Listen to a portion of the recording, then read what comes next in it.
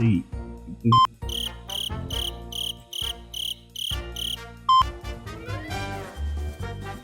Deu branco. Vamos lá, peraí. Você chama a capela de casa? Sim. E aí contribui? Pô, boa, Serginho.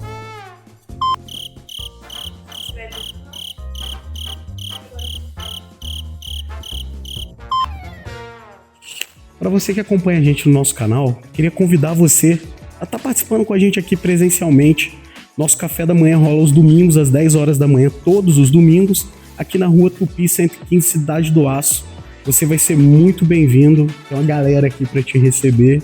E para você que ainda não faz parte de um grupo de conexão, queria convidar você a estar participando também. Eles rolam durante a semana nas casas, vocês vão estar vendo aqui o número embaixo. Entre em contato e descubra qual conexão mais próximo da sua casa. A gente vai discutir assuntos que foram tratados no domingo de uma forma mais próxima, mais íntima, mais pessoal. Eu conto com vocês lá também. Se você chama a capela de casa, eu queria convidar você também a contribuir. Vai estar aparecendo aqui na tela o nosso Pix. Se você puder ajudar, vai ser muito bem-vindo a sua colaboração, a sua contribuição. E é isso. Se inscreve no canal, curte, compartilha com todo mundo que você puder. Fica agora com a mensagem. Bom dia, bom dia. Todo mundo bem? Todo mundo tomou café? Todo mundo alegre, todo mundo feliz? Quem não tomou café aí? Levanta a mão. Ah, mentiroso. Tomou não? Por quê? Ah. Enfim, que bom que tá todo mundo bem. Todo mundo perguntando da Morena. Morena tá bem, tá em casa, descansando um pouquinho. Na verdade, tá na avó dela. Tá descansando um pouquinho. Semana que vem, se Deus quiser, ela tá aí. Bom, hoje nós finalizamos uma série chamada O Criador e a Criação, onde nós trabalhamos 4 temas. 3 e mais um hoje. A primeira pregação do Luan foi falado sobre Jesus e a criação. Jesus e a criação. Muito bem. A cabeça não está muito boa hoje, não. Vou tentar resumir um pouco. Quem não viu, vê com mais detalhes no Spotify, no YouTube. Luan trouxe uma visão bem interessante de como Jesus se relaciona com a criação. E eu vou tentar fazer um breve resumo, né? Tudo ia muito bem até que o pecado entra no mundo e ali há uma ruptura, uma quebra, uma separação entre Deus e a criação. Exatamente num lugar onde tudo era propício para gerar vida, no Éden, né? Ali, conversando com o Criador quase todos os dias. Exatamente naquele momento ali a morte entra na humanidade, porque o pecado gera morte, né? Vou dar um salto de alguns 1000 anos. Jesus, exatamente num lugar onde era propício para haver morte, na verdade, onde havia morte, Jesus foi crucificado no madeiro, né? Da forma mais humilhante da época. Exatamente naquele momento ali, Jesus traz vida para a gente num lugar de morte. Então, é meio que uma reconciliação entre Deus e o mundo. E ali a gente obteve salvação através de Jesus. Foi um bom resumo? Tá ok? Maravilha. Mas quem quiser vai lá dar uma olhada no Spotify. Marcelão trouxe depois uma palavra sobre Jesus e os discípulos. Ele veio tanto com a teoria quanto com a prática da teoria. Deixa eu ler para não esquecer. Discípulo vem da palavra do latim discere, que tem a ver com aprender. Daí vem discípulo, que tem a ver com instrução, com aprendizado, com ensino. E ele também trouxe a prática. Essa é a teoria. A prática foi exatamente o que Jesus fez com os discípulos, porque discipulado não é uma tarefa, não é um cargo, não é uma série de atitudes que a gente tem que tomar. Discipulado é o dia a dia, discipulado é convivência, é relacional, é estar com alguém, se relacionando, aprendendo com essa pessoa aprendendo contigo. Jesus escolhe ali os piores que tinham na época, os menos, ele até usou uma palavra, acho que os improváveis, Ou foi você que usou os improváveis, Serginho? Foi ele, né? Os improváveis da época. O pior, pior dos que tinham. E ali ele começa a se relacionar com todos eles. A Bíblia ela não dá detalhes de tudo que aconteceu naquela época. Não dá, literalmente. Ela traz tudo que a gente precisa saber. Mas eu imagino que teve muita coisa além daquilo. Acho que o discipulado, o dia a dia, com eles, era exatamente naquele pós-milagre, eles conversando, o que aconteceu aqui, Jesus explica um pouco melhor. Muitas vezes eles perguntavam, o que significa tal parábola que o senhor contou mais cedo? Jesus explicava. Eu fico imaginando que o verdadeiro discipulado, Jesus com os 12 apóstolos, foi exatamente nessa troca. Vamos sair daqui para ir para Cafarnaum, dias andando, vamos conversando, vamos explicando, vamos vivendo, né? Eu fico imaginando assim, imagina uma coisa do tipo, final do dia, Pedro ali antes de dormir, aí chama o João, fala, João, o que foi aquilo, cara? O cara estava morto, Jesus ressuscitou o cara. Outro dia tinha água, ele transformou em vinho. Aí Jesus chega ali, conversa, pá. Eu acho que é isso que é realmente o discipulado. Tanto a prática quanto a teoria. Ele termina com uma frase bem interessante, né? Existe o demônio chamado depois. A gente sempre deixa para depois. A gente acha que não está pronto. E, na verdade, o depois, ele fala que não é nem uma procrastinação. É só a gente tentando fugir de alguma coisa, achando que não está pronto. E ele fala também que o discipulado não é uma questão de liderança, não é um cargo, não é ministerial. Todo mundo tem que discipular. A gente discipula em casa, enfim, na igreja, e assim vai. Bom, depois disso, nós entramos numa pregação, numa palavra chamada Jesus e a religião, que o Serginho trouxe. Anotei algumas coisinhas aqui para não esquecer. Aproximadamente 10 mil religiões, certo? No mundo. Mais religião que país, mais religião que, sei lá, mais religião que idioma, provavelmente, né? Todos eles têm sua fé, todos eles têm um livro, uma base para seguir. Mas a religião ela não tem tornado o mundo melhor. A gente tem mais igreja que hospital no Brasil e que escola pública, né? E, no entanto, a educação está ruim, a saúde está ruim, enfim. Eu queria até adicionar um detalhezinho aqui. Não é que a religião seja ruim, porque religião é religar, não é? Religar. O único que pode religar a Deus, porque ele disse, eu sou o caminho, a verdade e a vida é Cristo. Então, religião é Cristo para a gente. O problema é o que a gente fez com a religião. Esse é o problema.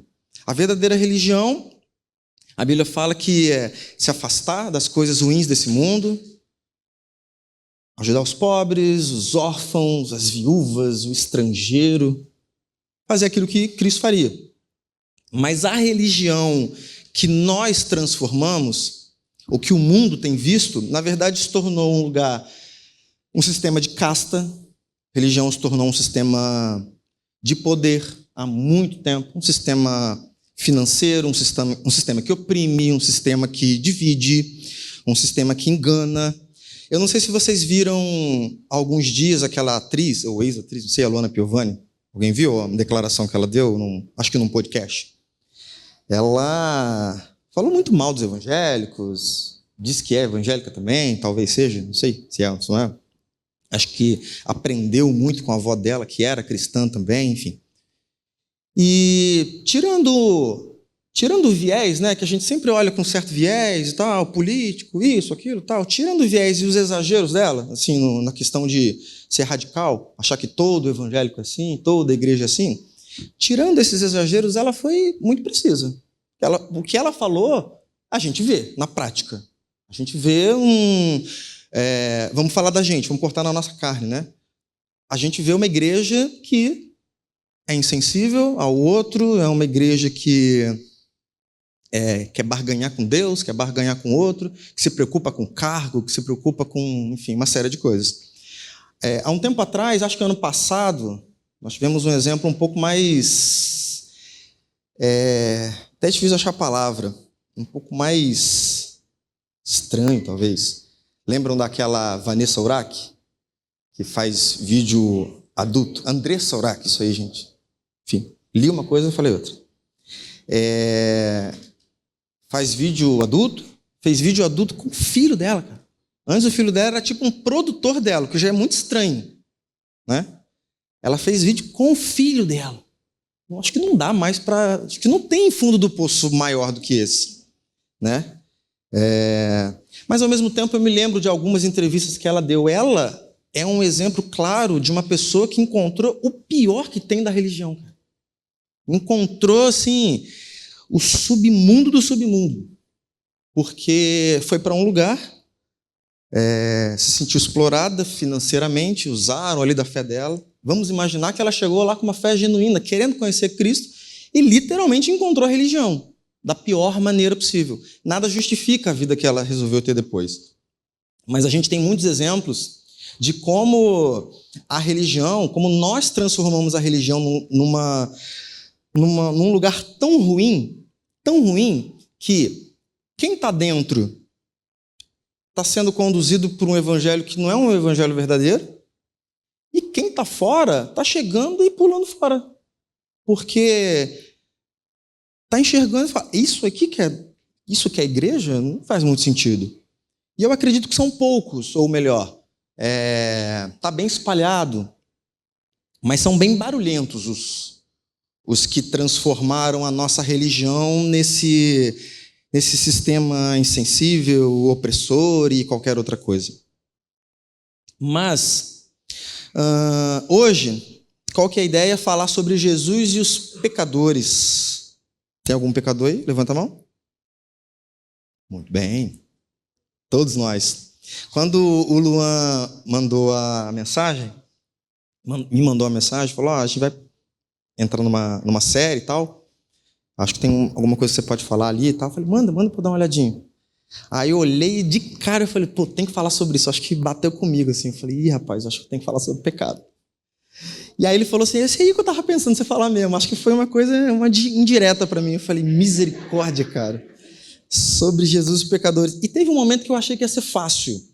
Pensei assim, cara, acho que dá para fazer algo bem bacana ali, né?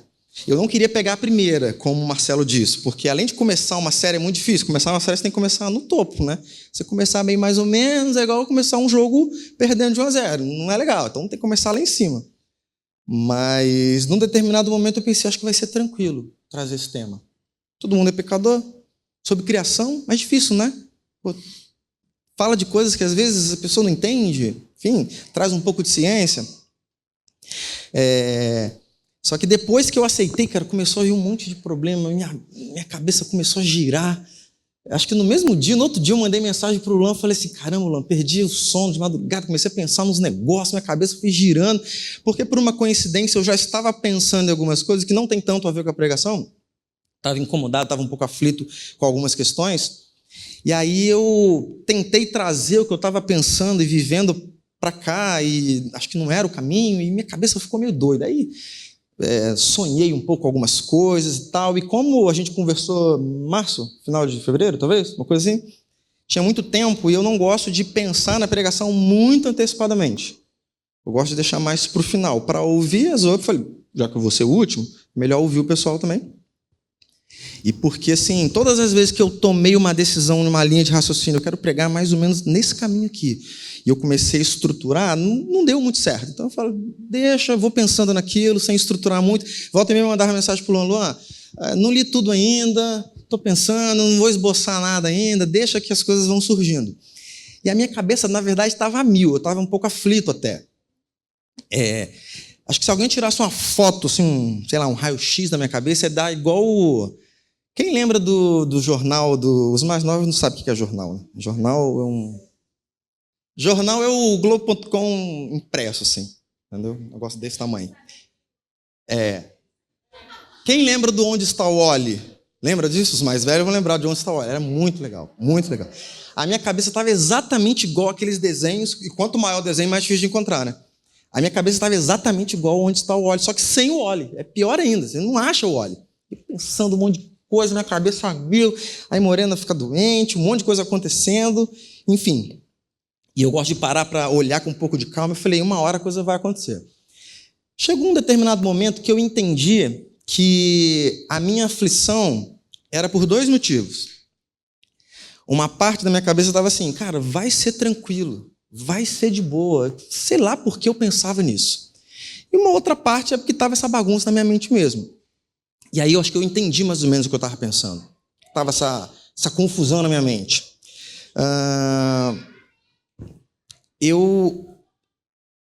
Eu acho que me veio em algum momento o seguinte, a mensagem não é Jesus e os pecadores. Sabe por quê? Porque essa parte é muito fácil de entender. Como que Jesus tem que lidar com os pecadores? Como Jesus lidava com os pecadores? Eu pensei assim, falei assim, caramba, do mesmo jeito que ele lida comigo. Simples. Eu pensei até trazer um espelho aqui, ia botar um espelho aqui, até falou, não leva não, tu vai quebrar esse espelho. Tipo assim, pensei que tá aqui, ó. Tá aqui, ó. Se a gente pegar o celular como um espelho, como é que Jesus lida com os pecadores? Assim, ó. Do mesmo jeito que lida comigo. Jesus não mudou. O pecado também não mudou. A gente tem pecados um pouquinho diferentes aqui e tal, mas o desejo do nosso coração é torpe como era 2000 anos atrás. A nossa vida, ela tende ao pecado naturalmente, como era há 2000 anos atrás, há 5000 anos atrás, há 3 anos atrás, não mudou nada. Então, em algum momento eu falei, cara, tá ali, pronto. Como que Jesus lidava com os pecadores? Igual lida comigo, igual lida com vocês. Da mesma forma, exatamente igual. Pronto, acabou a pregação. Pensei, tá aí. Mas não era isso. E aí eu falei assim, cara, eu tenho que pelo menos dar uma lida com mais detalhe em todas as referências que o Lã mandou. Pô, o Lã botou um monte de referência lá, eu falei, tem que ler tudo. Mas uma coisa me incomodava, porque eu falei assim, cara, isso é muito simples, isso é muito óbvio. Como que a gente pode pensar diferente disso? Jesus lidava com o pecador, como ele lida comigo. Não sou diferente do Serginho. Eu tenho pecados diferentes dele, tenho pecados diferentes da Regi. Mas lida igual. Embora a gente tenha uma mania de achar que, né, o pecador é maior que o nosso. Coisa da nossa cabeça. Coisa que a religião inventou. Mas aí eu trouxe todas as referências que o Luan apresentou, como base, obviamente, pesquisei outras coisas. Eu falei assim, bom, tá, beleza. Acho que esse não é o foco da mensagem. Mas vamos entender como Jesus lidava com os pecadores lá atrás. Lá atrás, Jesus fazia como com os pecadores? Então tem algumas passagens aqui que eu não coloquei para passar ali, porque são muito simples. Todas as passagens, a maioria que certamente conhece, são versículos bem curtinhos, eu vou falar pelo menos um pouquinho do contexto. Jesus, num determinado momento, isso está em Lucas, capítulo 7, tinha muitos fariseus, para variar, questionando Jesus, criticando Jesus e tal. Num determinado momento, Jesus fala assim, bom, peraí, João Batista, que jejua e não bebe, o que vocês falam dele? Ele tem demônio. Eu sou filho do homem, comendo e bebendo, o que vocês dizem? Está aí um comilão e um beberrão, que é amigo de publicanos e pecadores. Olha que interessante. Jesus era amigo dos publicanos e dos pecadores. Publicanos era uma raça das piores que tinha na época. O judeu odiava o publicano. Era como se fosse um traidor dali. E eu pensei assim, mas eu cresci ouvindo que a gente não deve se assentar na roda dos escarnecedores. Como é que Jesus era amigo exatamente dos pecadores? Não fica uma coisa meio sem sentido? Falei, vou para o ChatGPT para entender o que é o escarnecedor. Dentre outras coisas, o escarnecedor é aquele que zomba, aquele que escarnece, aquele que trata com zombaria, de forma vexatória sobre algum assunto. Nesse caso, sobre a nossa fé. Provavelmente Jesus não andava com essas pessoas, porque se a gente for ver, Jesus encontrou pecadores de todos os tipos, em todos os lugares, de todos os tipos, todos, literalmente. E ele agiu com amor, com paciência, com perdão para todo mundo. Mas com os fariseus ele agia um pouquinho diferente. Não que ele não os amasse também, obviamente, mas ele agia um pouquinho diferente. Porque ali não eram pessoas assim que estavam querendo realmente conhecer Cristo e tinham falhas. Eram pessoas que queriam derrubá-lo, queriam matá-lo, queriam... Enfim, era exatamente a religião da época. Eram as pessoas que oprimiam exatamente o povo dele. Outra passagem interessante está em Lucas também, já no capítulo 19. Todo mundo conhece isso. Um homem pequenininho chamado Zaqueu, eu imagino desse tamanho assim, porque não sei, eu já sou pequeno também, ele queria muito ver Jesus. Jesus por onde andava ia, os discípulos atrás, uma multidão, uma galera atrás dele. E todo mundo queria ver Jesus. A mulher do fluxo de sangue queria pelo menos tocar nas vestes dele para ser curada.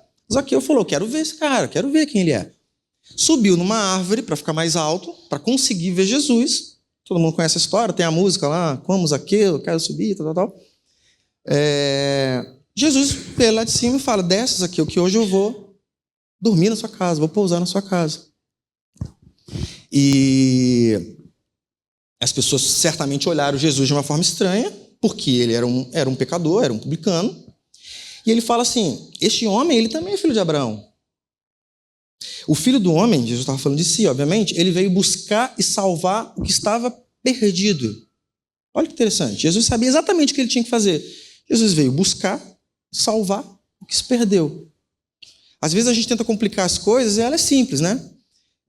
Deus amou o mundo de tal maneira que deu seu único filho. Quem crê nele e morrer não vai perecer. Não é isso? Simples, Jesus veio para isso. E é exatamente o que ele fazia. Em outra passagem interessante, uma mulher adúltera foi pega em adultério, levaram ela para ser apedrejada. Jesus começa a escrever os pecados das pessoas ali na areia, tal. Todo mundo vai largando, cada um larga a sua pedra, porque percebe que é pecador também, vai se afastando, não vai embora. E a mulher pergunta, ou melhor, Jesus pergunta, até de forma aparentemente irônica, né? Jesus fala assim, onde estão os seus acusadores? Cadê quem te condena? Não te condenaram? Foram embora? E ela fala, ninguém, foram todos embora. E ele diz, eu também não te condeno.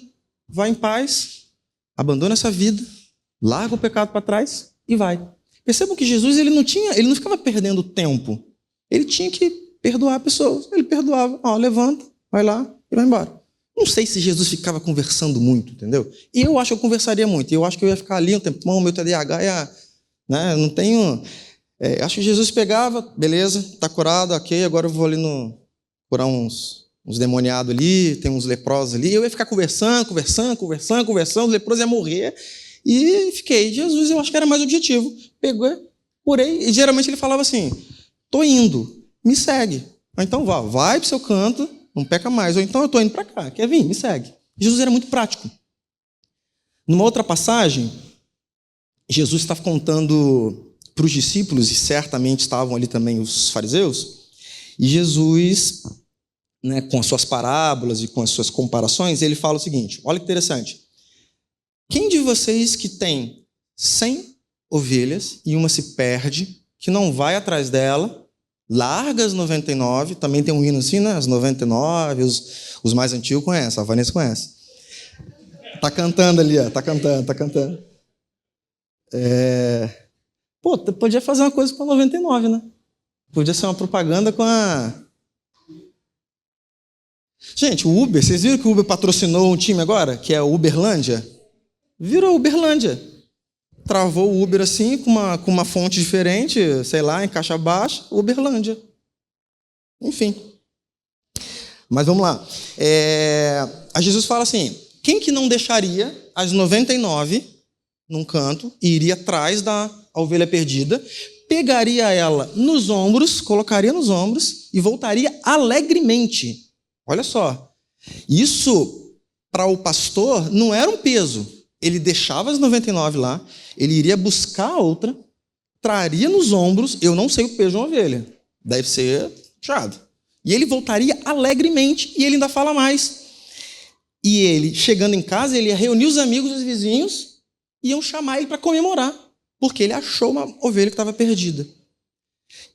Para Jesus, o ato de curar, de salvar, de transformar, além de tudo, era uma alegria. Ele fazia de forma alegre, porque aqui a ovelha somos nós, as ovelhas perdidas somos nós, e o pastor é ele.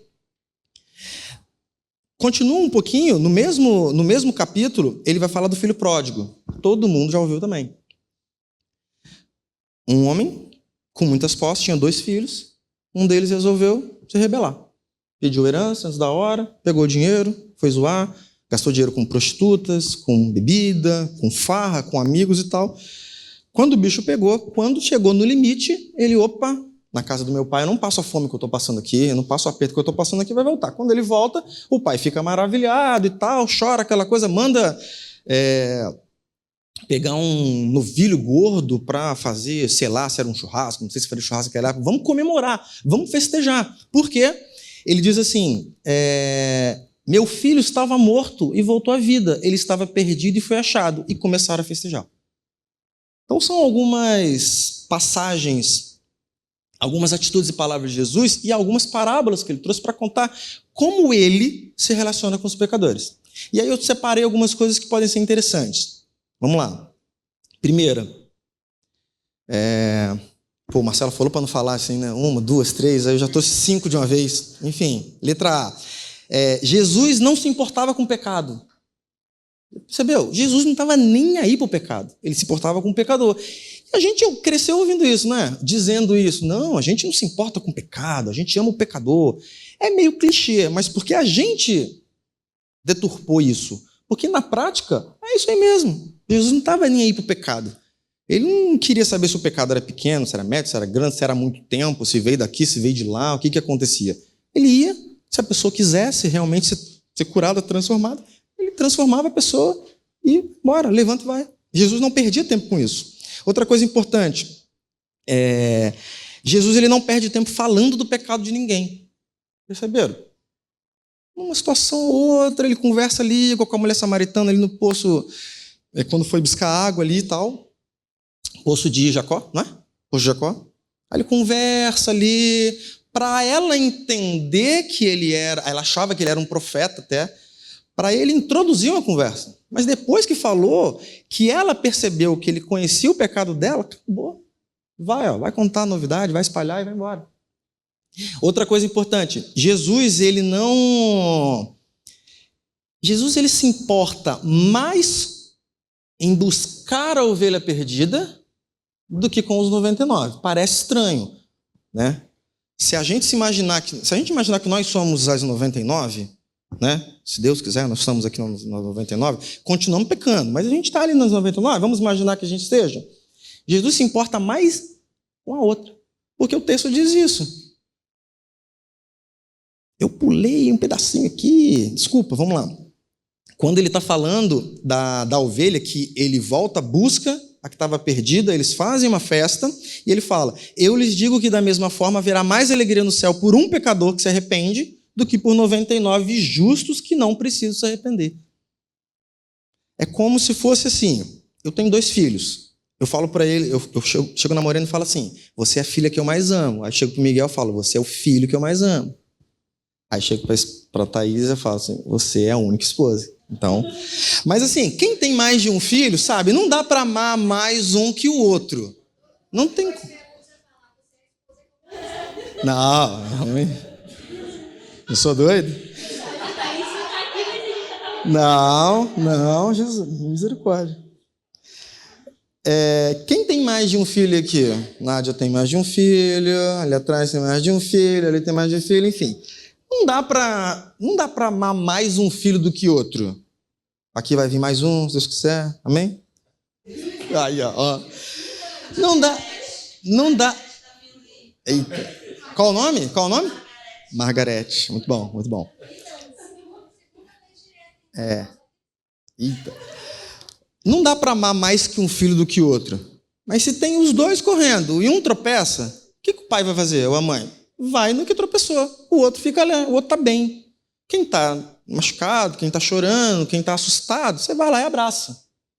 E Jesus entendia isso, porque ele se preocupava muito mais com a ovelha perdida. Ele disse, eu não vim para o são, eu vim para quem é doente.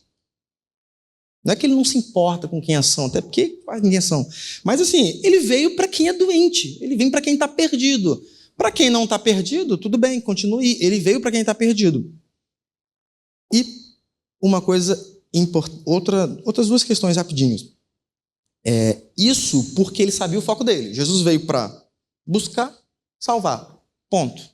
Ele vai atrás de quem precisa, ele buscou, ele salvou, acabou, próximo, vamos embora. Ele sabia exatamente para que ele veio. E uma outra coisa importante, que eu já até comentei. Essa busca pela ovelha perdida, encontrar a ovelha perdida, para ele era uma coisa alegre. Ele se alegrava. E ele deu o exemplo que a gente deveria fazer uma festa. Olha que interessante. Ó! Aí, ó. Sabe o que faz, né? Grande Marcos, grande Marcos. Esse é o time, esse é o time. Mas lembra que eu falei no começo que eu estava incomodado porque eu acho que o foco não era como Jesus trata o pecador, como Jesus lida com o pecador. Porque é simples, do jeito que ele me trata, do jeito que ele te trata, do jeito que ele trata, conforme que ele lida com o pecador. Só que tem um detalhe, né? Jesus, todas essas passagens, está falando de Jesus encarnado, Jesus que veio em forma de homem, que nasceu, viveu aqui, sofreu, morreu e ressuscitou. E depois disso, ele está conosco como espírito. Agora, voltando um pouco para o que o Marcelo falou, agora é o ID. Ele continua com o objetivo de buscar, de salvar. Só que agora é a gente que tem que levá-lo. Não que ele precise da gente, ele não precisa de nada, obviamente. Mas é nosso papel levar. Então, peraí. Se Jesus lidava com os pecadores de um jeito, e a gente agora tem que levar Jesus para essas pessoas, será que a gente lida com o pecador do mesmo jeito que Jesus lidava? Vou voltar nos mesmos exemplos e agora tocar num ponto ou outro. Vou voltar lá para João Batista, né? Quando ele foi criticado porque ele comia e bebia, que era amigo de publicanos e pecadores. Um pouquinho antes, não, melhor, ali os fariseus diziam, tá lá, comilão, beberrão, amigo de publicano e de pecadores. Aí eu pergunto, será que nesse contexto não seria a gente falando como falavam os fariseus? Porque a gente faz isso no dia a dia. Não estou falando eu, nem fulano, esse clã, não, gente. A gente como um todo. Será que a gente não faz isso? Será que a gente não olha para fulano que está lá fora e tal, fala assim, olha lá, conversando com fulano, andando com ciclano. A gente tem esse costume de olhar mal uma pessoa que está com a gente aqui e lá fora anda com pessoas diferentes da gente, que tem outra religião, que não tem religião, que não amam como a gente, ou que amam até muito mais do que a gente. A gente faz isso. Vamos voltar no exemplo de Zaqueu, né? Um pouquinho antes de tudo acontecer, o povo estava dizendo o seguinte, o povo viu, começou a se queixar, ele vai se hospedar na casa de um pecador? Qual o problema? Aí, vamos lá, a gente faria o quê? Imagina o Washington, de repente, indo dormir na casa de uns amigos que não são cristãos, que não querem nada com a igreja. Geralmente a gente critica ele. O que ele está fazendo lá? O pessoal não gosta de igreja, o pessoal odeia ele, o pessoal odeia a capela, fala mal da capela. É geralmente assim que a gente age. No caso da mulher que seria apedrejada, ali então não tem nem o que fazer, porque todo mundo largou a pedra e foi embora. Aí a pergunta é, a gente ficaria ali com Jesus? Ou a gente seria um daqueles que estava com a pedra na mão para atacar? Que geralmente a gente pega a pedra. Se eu sei do pecado de alguém ali, filho, eu já junto a minha pedrinha aqui. Porque na hora que o Luan vier falar alguma coisa comigo, eu já taco a minha nele. A gente não é assim? Ou sou só eu? Não é? A gente vai juntando as nossas pedras. Tem algumas coisas que eu não gosto do Washington, então eu guardo aqui. Eu deixo umas pedrinhas guardadas no bolso, tal. Quando ele vier falar alguma coisa, eu taco nele. Mas aqui ninguém sobrou. Foi todo mundo indo embora. Todo mundo indo embora. Na passagem onde Jesus vai falar sobre a ovelha perdida, num determinado momento, eles criticam Jesus. Esse homem recebe pecadores e come com eles? É mais ou menos a mesma coisa, né? Olha que interessante. Eram pessoas normalmente que conheciam da palavra, que conheciam das escrituras, que tinham ali um conhecimento suficiente para ter até uma visão um pouco mais clara da situação. E eles estavam olhando e falando assim, esse cara recebe pecadores, come com eles. Qual que é o problema? Qual que é o problema da gente comer com outras pessoas? Eu cresci rodeado de pessoas que falavam assim, você tem que ser amigo de cristão, você tem que ser amigo de crente, porque ele faz assim, ele faz assado. Se você andar com os outros, você vai começar a se parecer com os outros. Mas peraí, por que não é o contrário? Por que eu não andando com eles não vão procurar se parecer comigo, mesmo com as minhas falhas? Lá no fundo a gente cresceu com a religião, conforme o Serginho falou, envolvendo a gente numa espécie de medo, porque lá no fundo a gente sempre teve uma fé muito frágil. Eu falo a gente no modo geral, tá, pessoal? Muito frágil, muito frágil. Não à toa, muita gente que vai fazer curso de filosofia na faculdade fica pinel da cabeça, né? Volta sem crer em Deus e tal, porque filosofia é demais. Talvez faltou Bíblia antes, talvez faltou você ter enraizado, cara. E aí, interessante também que, na passagem do filho pródigo, eu acho que aqui fala um pouco mais de como a gente faz no dia a dia, de como nós fazemos no dia a dia. O filho volta, estava vivo, reviveu, vamos fazer uma festa e tal. E o outro filho que ficou lá com o pai, que foi fiel a ele, foi um bom filho, ele fica irado, ele não entra, aí o pai vai conversar com ele, e ele fala: nesses anos todos eu tenho trabalhado como escravo ao teu serviço, nunca desobedeci às tuas ordens. Nunca tu me deste um cabrito para festejar com os meus amigos, mas quando volta para casa esse seu filho que esbanjou todos os seus bens com as prostitutas, matas um novilho gordo para ele. Ele faz parte das 99. Não é? O irmão é a ovelha perdida e ele está no meio das 99. E às vezes a gente faz isso no dia a dia. Se de repente... Vamos imaginar assim, tem uma pessoa entre nós que está começando a conhecer Cristo. Vai fazer aniversário quinta-feira. Aí, quinta-feira é aniversário da Regi. O que é o certo da gente fazer? Regi, outro dia a gente vai lá. Vamos lá na pessoa que está chegando aqui agora. Vamos ficar mais próximo dele. Ô Regi, vamos lá comemorar o seu aniversário com ele? Melhor, né? Melhor. Vamos lá com ele.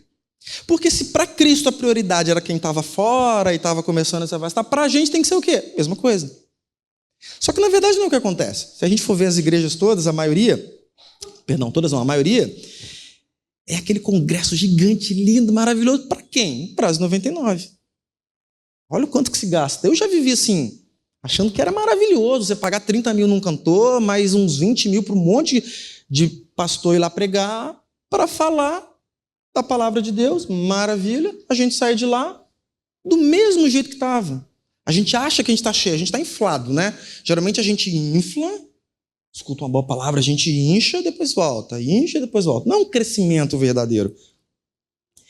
E aí eu vou pegar os mesmos pontos que eu tinha falado antes, agora eu vou trazer para uma comparação Jesus com a gente.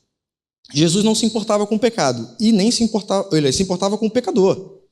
Mas a gente precisa saber qual que é o pecado dele. Se foi uma mentirinha, a gente leva de boa. Se foi uma coisa um pouco mais complicada, a gente leva. Se é uma questão de sexo, a gente olha de outro jeito. Se for uma questão de sexualidade, pior ainda. Se for uma questão de gênero, então, nem entra na igreja. É o que a gente tem.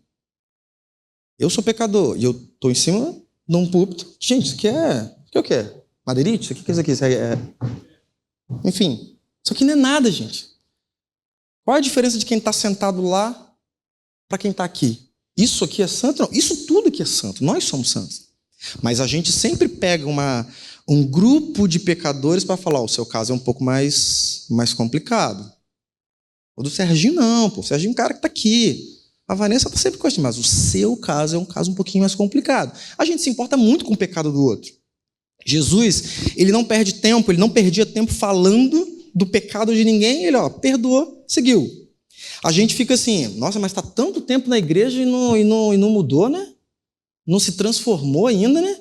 Como se tivesse um tempo. Sabe aquela coisa do venha como estás, mas não fique como quiseres? Quem falou isso?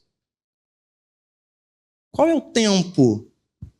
Qual é o tempo para a Nádia se libertar de uma dificuldade que ela tem? 1 ano, 2 anos, 10 anos? Ah, porque fulano está na igreja há tanto tempo, ainda fuma.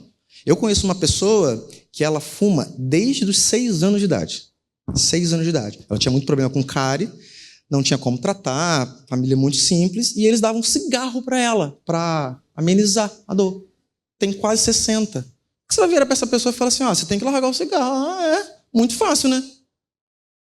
quase 60 anos fumando, ou seja, o corpo dela pede aquilo o tempo inteiro, aí é fácil virar e falar assim, né? Você não mudou ainda.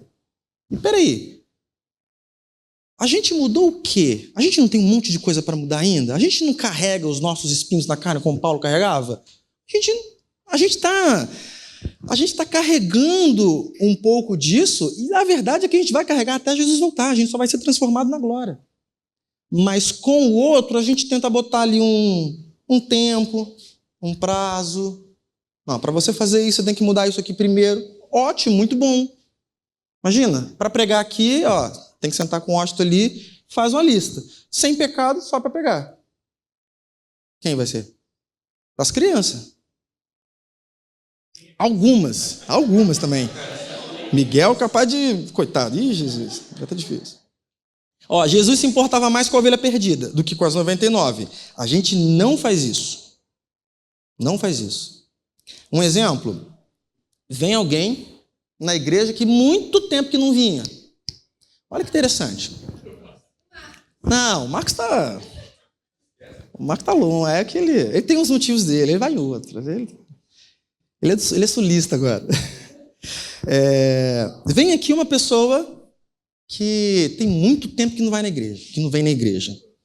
Como é que Cristo ia falar assim, caramba, esse cara aqui estava usando droga esses dias, estava na zoeira, estava na prostituição, e agora ele está aqui, ouvindo a palavra. Jesus falaria isso. A gente fala o quê? Estava usando droga esses dias, estava na zoeira esses dias, agora está aqui. Que bom que ele está aqui. A gente olha a ovelha perdida e, cara, na boa, na prática é como se a gente fechasse a porta para eles. Porque vem, né? Tem algumas igrejas, cara, se você ficar um tempo sem ir, meu irmão, você pisou lá, o cara já senta com você do lado e pergunta o que está acontecendo. Não é? Jesus se preocupava mais com a ovelha perdida. De um modo geral, a gente se preocupa mais com os que estão aqui. E buscar a ovelha perdida alegra Jesus. Eu não sei se isso acontece com a gente. Às vezes a gente fica um pouco incomodado. Pegar o exemplo do churrasco de novo, não aconteceria isso com a Regi, eu acredito, mas tem gente que poderia ficar chateada. Pô, Regi, não vou lá hoje não, porque eu vou lá no fulano e tal. Às vezes ela vai se sentir preterida, ela tinha que pensar, caramba, que legal. Você vai lá pro fulano, pô, maneiraço, vou junto. Mas na prática, percebe como Jesus lidava com o pecador de um jeito e a gente de outro? Só que a gente tem um problema, a gente tem que levar Jesus para as pessoas. Não é a Luana Piovani que está errada, embora tenha os exageros dela. O que ela está vendo é uma realidade. Talvez numa pequena bolha, ou numa grande bolha, tudo bem, mas ela está vendo aquilo, está cheio de gente vendo isso. É chato falar, mas aquela frase que Jesus é bom, o que estraga é o fã-clube, na prática, cara, é a realidade. A gente é o fã-clube dele, a gente acaba estragando a coisa. Nós transformamos, como disse o Serginho, isso numa religião. O que importa mesmo é como a gente parece. O que está aqui? Qual que é a minha roupa? Qual que é a minha blusa? O que eu tenho? Fulano é abençoado, é um grande homem de Deus, porque ele prospera, ele tem um bom carro, ele tem um bom emprego. A gente não fala isso do cara que está desempregado há 2 anos, tentando, ralando, com bico aqui, bico ali, tentando voltar para a profissão dele. A gente não fala isso. Não fala. A gente fala, tem alguma coisa errada, igual falaram com Jó. Tem alguma coisa errada, pô. Todo mundo morrendo na sua volta, perdeu tudo, tem alguma coisa errada. Porque a gente associa, a religião fez a gente associar isso. Se eu estou prosperando em alguma área da minha vida, eu estou no caminho certo, eu estou caminhando com Cristo. Se alguma coisa está acontecendo de errado, se você está doente, tem algum pecado oculto. Quem não tem pecado oculto? Pelo amor de Deus. Resumindo, para eu não me alongar muito,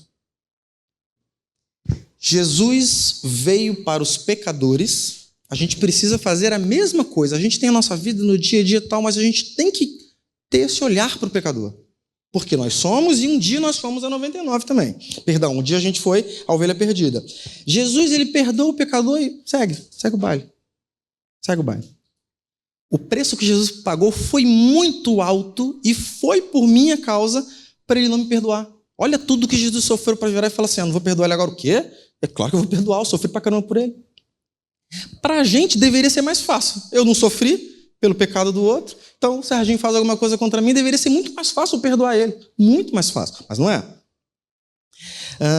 Jesus leva o pecador para estar junto do grupo, quase 99, e a gente geralmente pega alguém da 99 e chuta para fora, aí vira 98, daqui a pouco chuta outro e vira 90, aí vem alguns e vira 95 de novo, e lá no fundo a gente está sempre jogando alguém para fora.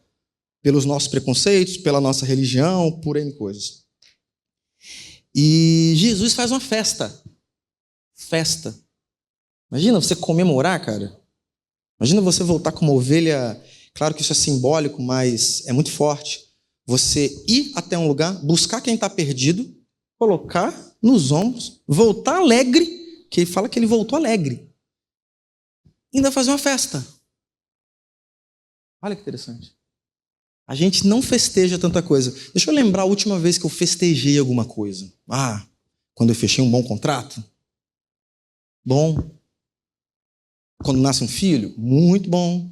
Depois a gente se arrepende, porque as contas vêm, mas é bom, é bom. Bom.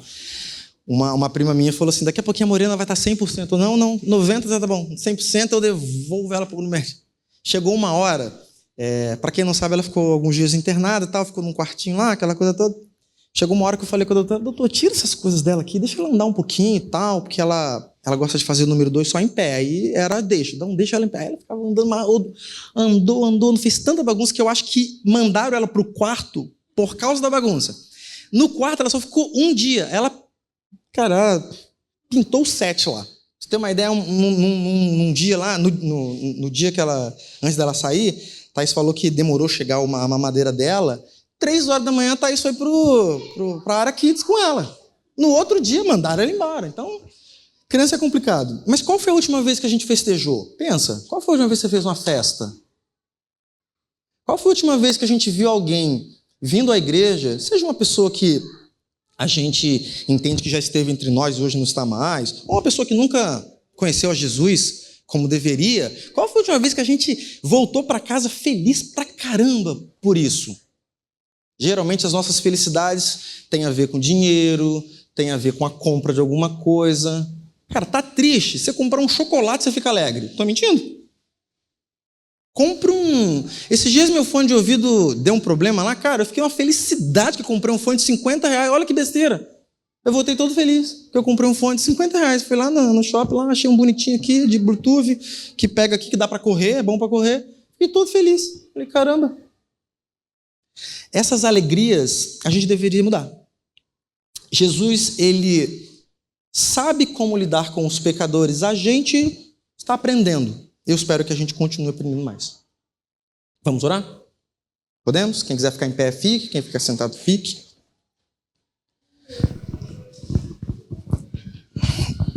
Deus, nós te agradecemos por essa manhã, pela palavra. Eu espero que eu tenha falado aquilo que o Senhor colocou no meu coração, e eu espero que essa palavra continue reverberando e falando da forma que o Senhor quiser o coração de cada um, principalmente nos encontros de conexão, enfim. Obrigado porque o Senhor nos viu como um pecador, que ainda somos, veio para nos salvar, para nos buscar, para nos salvar, e nos salva todos os dias de nós mesmos, Senhor. Muito obrigado. Coloca no nosso coração um desejo de se alegrar com aquilo que o Senhor se alegra. Se alegrar menos com as coisas desse mundo e se alegrar mais com as coisas do céu, as coisas do teu reino, Senhor. Coloca alegria no nosso coração em ver pessoas que estão vindo ao teu encontro através da nossa vida.